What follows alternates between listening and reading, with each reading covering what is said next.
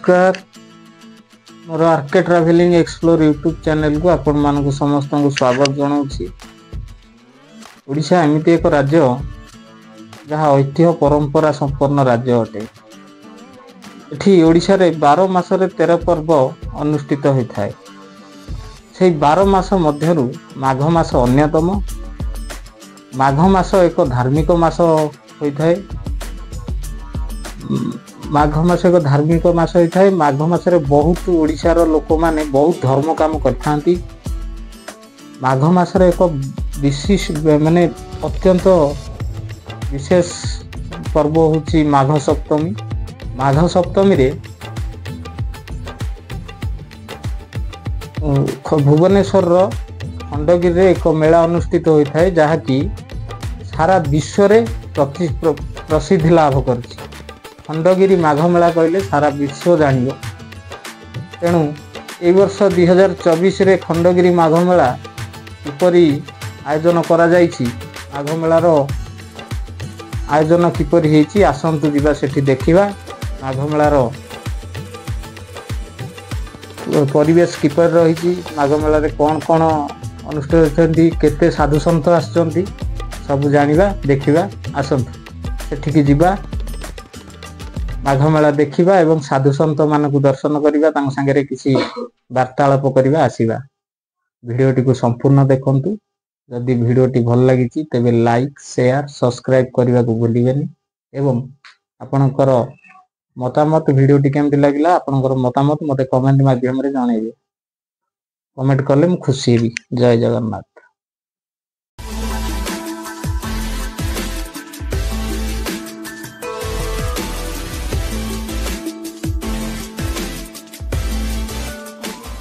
R K travelling explore YouTube channel को आपण मानक समस्त को स्वागत जनाऊँगी। प्रिय बंधुगण, आरंभ हो जाइए आमर 2024 खंडगिरी कुंभ मेला। एठाकू शह शह साधु संत माने आसी पहुंची जाइछंती। आपनक आखि सम्मुखरे सब साधु माने वर्तमान आसिकी खंडगिरी ठारे पहुंची गलेनी एवं खंडगिरी माघ मेलार कार्य मध्य आरंभ हो गलानी। आसंतु जिबा साधु मानकु टिके पचारि बुझिबा।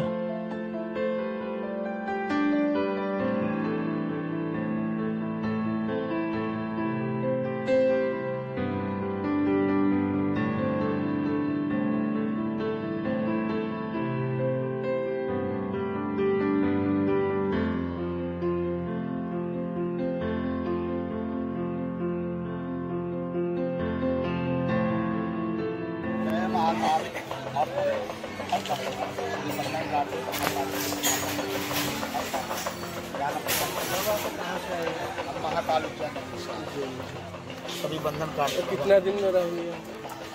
अब तो जितने दिन तक खर्चा दे देगा चला जाएगा नागर सामने। मेरे खर्चा के लिए आए, खर्चा तू ही पूरा करते चले जाएंगे। आजे दे दे आजे चले जाएंगे। एठारे शह शह साधु संत माने आसी तांकर यज्ञ आहुति आरंभ करी दीर्घ 10-12 दिन काल एठारे पूजा अर्चना करिथांती। देखंतु यह खंडगिरीर सम्मुखर दृश्य। वर्तमान आपन को देखेबी केते साधु संत आछंती ताहार एक दृश्य। देखंतु एठी जेतेक जरी पाल टंगा जाइछि सबुठारे साधु संत माने तांकर पूजा अर्चना काम चलैछंती। जेतेक देखुछंती आपण मान सबुठी साधु संत माने अछंती एवं ए कुंभ मेला को जे जार शैली रे पूजा करछंती। कहा जाय जे एठिकी साधु संत माने आसी तांकर पूजा अर्चना करथिले। तांकर अत्यंत मंगल होता है। वर्तमान उदयगिरी किछि दृश्य आपण मानक सम्मुखरे देखंतु। एते सुंदर आमर उदयगिरी।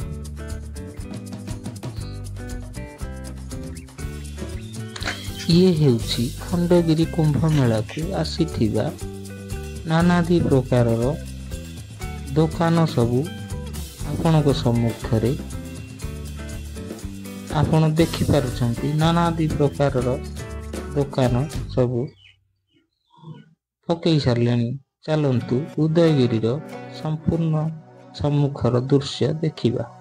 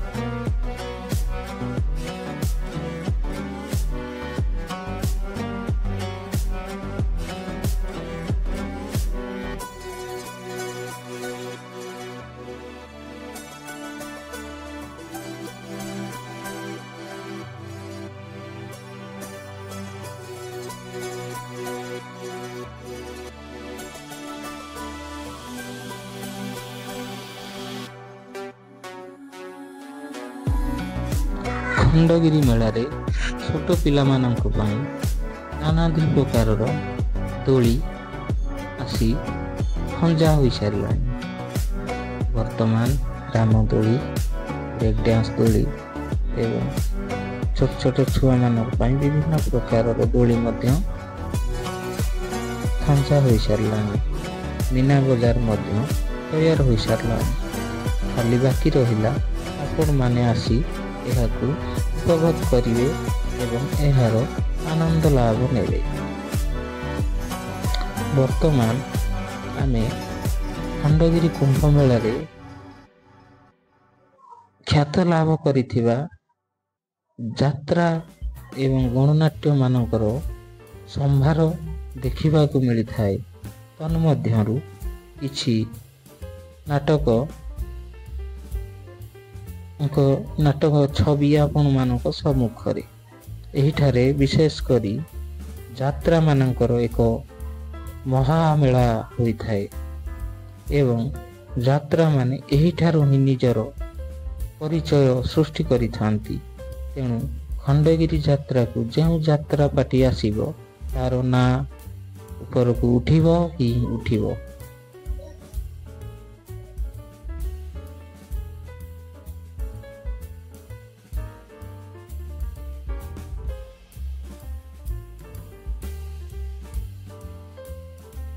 ये हेउची सनातन सेवा समिति यात्रा पड़िया। एहीपरी 10 रु 12टी यात्रा पड़िया खंडगिरी रे तांकर कला आकृति परिवेशन करथांती एवं लक्ष लक्ष लोकों को मनोरंजन करिथांती।